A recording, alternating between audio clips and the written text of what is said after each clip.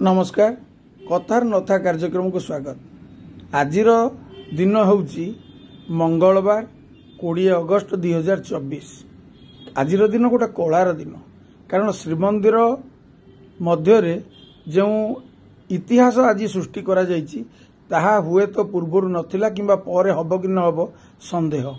ये इतिहासटी कौन ना महाप्रभुंकर आज संध्या आलती घटिला सकाल 7:30 पर जो संध्या आलती काली संध्या बेले किंबा राति रे हबार थिला ताहा आज सकाल 7:30 पर अनुष्ठित होईछि। 7:30 रे संध्या आलती अनुष्ठित हेबार किछि समय पर अर्थात आधा घंटा पर पुणी महाप्रभुंकर आजिर जो कार्यक्रम मंगल आलती हैला। एटा कोन पई हैला काहेकि हैला एथिपाई निश्चित रूपे किए से दायी रही। किछि दिन तले श्रीमंदिर प्रशासन जड़े सेवायत को 15 मिनिट मध्य कैफत तलब करथिला। राज्य सरकार एथि निमंते काहेकि श्रीमंदिर प्रशासन को कैफत मागी नाहंती।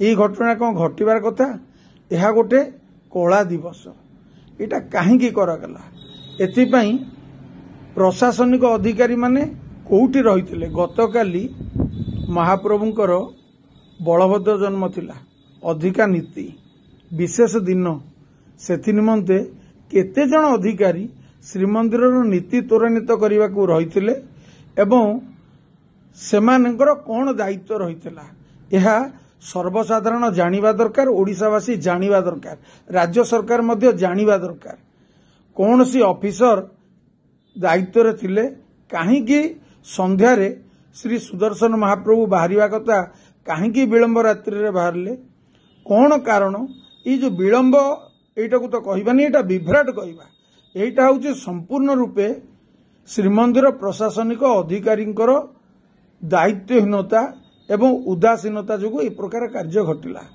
महाप्रभु संध्यारे जाइथांते सुदर्शन महाप्रभु मार्कंड कूल तांकर जो बलभद्रंकर जन्म नीति करिया पई सेटा विलंबित रात्रि 11टा पर हो गला। कौन पई हला केउ को दायित्व थला श्रीमंदिर दायित्व तुलिया पई प्रशासक नीति अछंती एवं तांको अधीन रे माळ माळ अधिकारी एवं कर्मचारी अछंती जो माने अवसर नहीं साइलेनी तांकर अभिज्ञता को आधार करिक मध्य तांको वर्ष वर्ष संख्या रे रखा जाईछि। ताले जो विभ्राट काहेकि घटुची राज्य सरकार काहेकि श्रीमंदिर प्रशासन को कैफत मागी नाहंती। आईन विभाग द्वारा श्रीमंदिर चलुची सर्वसाधारण जानि नाहंती। एटा होउची सेवायत मानक भितर घोर असंतोषर कारण कौन कारण जोगु ए प्रकार घटना घटुची ताहा निश्चित रूपे निंदनीय। ए घटना को आधार करी राज्य सरकार तुरंत पदक्षेप नबा दरकार एवं संपृक्त अधिकारी विरुद्ध कार्यानुष्ठान ग्रहण करने निहती आवश्यक। धन्यवाद, नमस्कार।